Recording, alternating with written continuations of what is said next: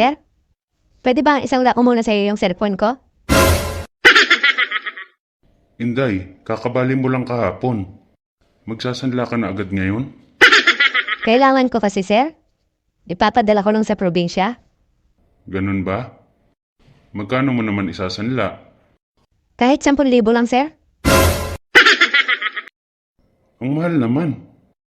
Tsaka hindi ko kailangan ng cellphone. May cellphone na ako eh. Sir, pag hindi niyo sasanlaan, kay ma'am ko na lang isasanla. Ikaw bahala. May pera naman siguro si ma'am mo. Dun mo na lang isanla. Kaso, sir, andun yung video natin sa motel. Ano ka ba naman, Inday? Di ba sabi ko sa'yo, pag kailangan mo ng pera, magsabi ka lang. Sa akin mo na isanla at walang pera yung ma'am mo.